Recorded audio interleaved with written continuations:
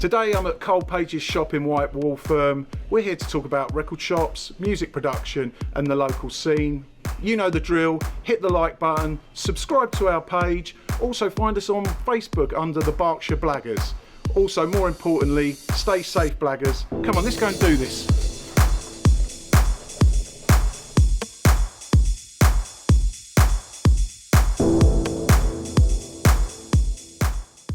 Been open since 2015.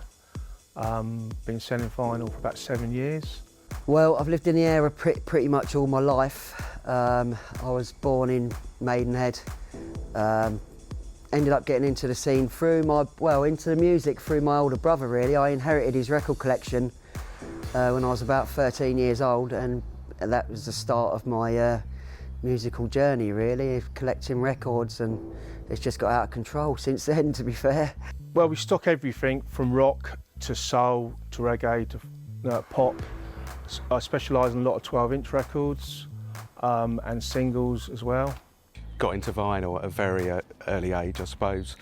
Originally used to listen to the pirate stations, JFM, solar radio back in the day, you know, CB radios, no internet back in those days. And then going shopping at places like Woolworths and, you know, eventually Outprice. I sell from my shop.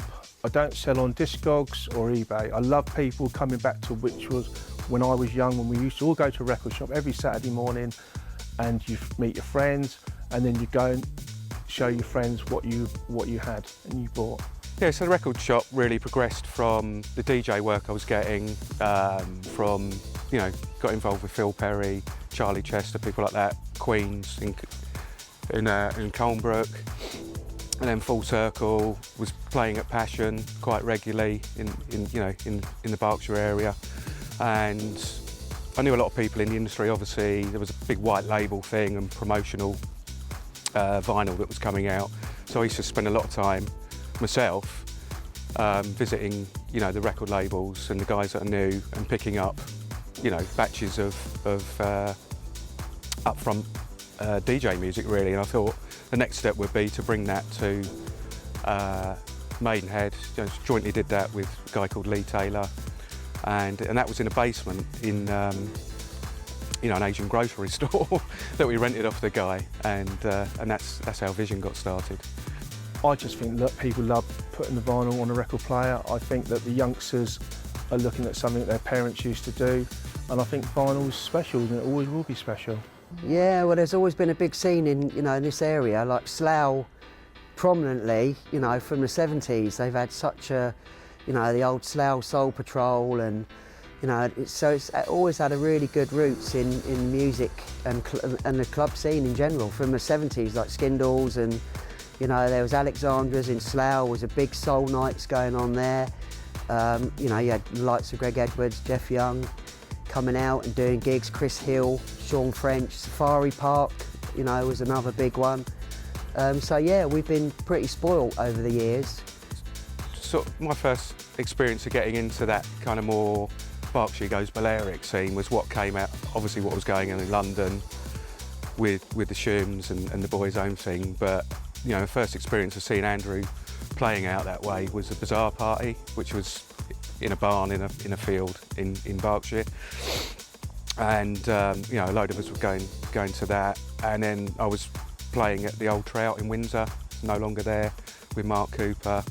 I think it was a Swan, those sort of venues. So, you know, what came out, I think what was coming out of Windsor, Maidenhead, Slough, you know, and eventually Bracknell, was quite advanced. You know, we were quite up front in what was going on in a similar way in London clubs at the time, in sort of building that scene.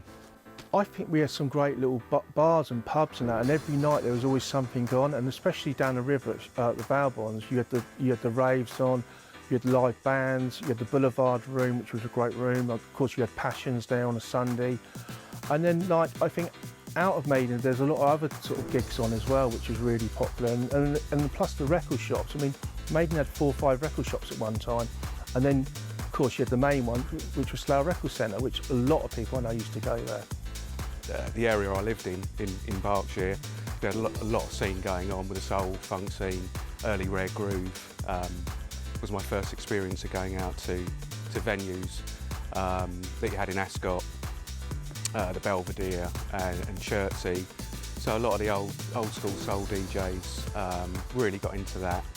And a big influence in my record collecting was a guy called Bill Shannon. I remember he had a record shop called Time Warp Records.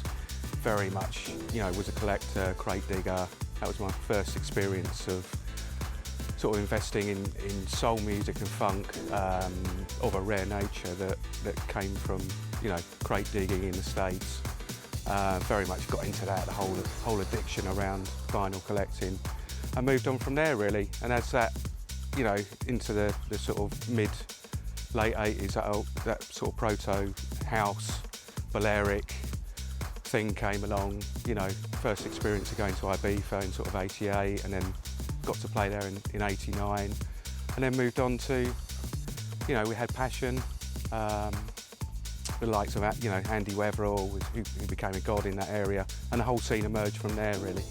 Yeah, well, it has to be Full Circle, doesn't it? It's got to be probably the most legendary club in this area, I think, that everyone still talks about for a Sunday afternoon session. There's so many heads, people travelling from Scotland, Brighton, just for this Sunday 2-hour session. That just goes to show how much of a quality day that was. Yeah, so I've run it with Lee for a couple of years. I think it must have been around 1990, 92, 93. And yeah, plenty of shenanigans going on. It was not your typical high street record shop. It was a group of people in the know, group of DJs. We used to sell tickets there for nights at the time that were going on. So it's very, very underground, very low key, and very sort of in the know. What sort of things went on? I don't think we can really talk about it. Really, you had to be there to experience it. Yeah, so Full Circle. We'd get the phone call on a Sunday morning that you're coming over. If you are, bring your records. Either Phil or Fiona calling me up, and we never knew who was playing that day. You turn up and it's like Danny Tenaglia had walked through the door, and it's his first ever UK gig. Same with Tony Humphries. You'd end up doing an extended. They wouldn't tell anyone that they were opening late, so they'd extend the day. Surprise guest, and ended up playing for 3 hours. Then, Danny Tenaglia would go on and do another 4 hours after me. Same with Tony Humphries, and then DJ Sneak as well. So yeah, there was a lot going on. I used to play at a lot of the regular sort of parties around the Bucks and Berkshire area. I mean, DJs we had, amazing really. We had, I think in one night we had Andrew Weatherall, Alfredo, Rocky and Diesel, Terry Farley, Craig Walsh, Kevin Hurry, DOP, and many more. So the bank holidays that we did there was pretty special. Everything. I mean, we had guest appearances from Sasha at the time, who was getting big up north. Great time for us local people.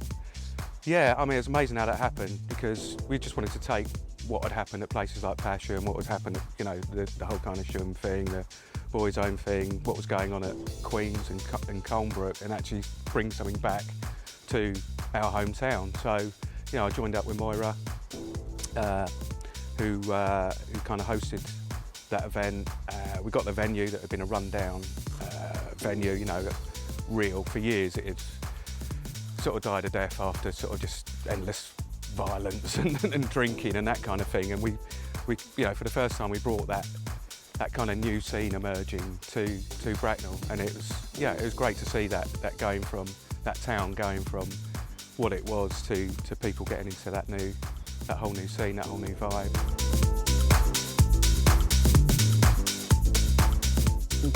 As far as like releases and stuff goes this year, I've got a steady flow of 12s coming out. Obviously I've done something for yourself, which is out now on Acrid Melon Records, by the way. And then yeah, I've got some disco edits and stuff that I've been working on.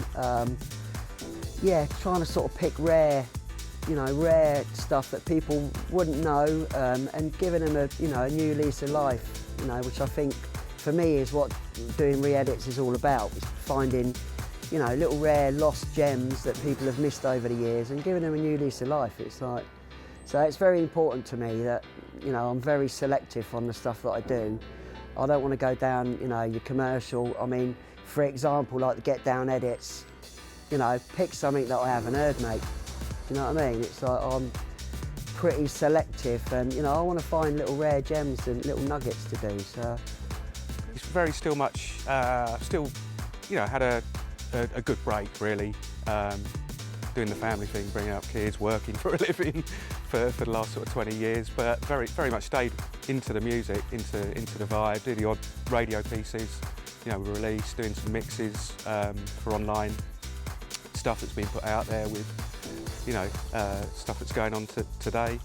Yeah, and there's some great music coming out. Really got back into the sounds that are going on today, and yeah, hopefully once we get out of this whole lockdown thing, I'm looking forward to getting out to some gigs, some venues, and hopefully some summer parties again. Really, meeting some people.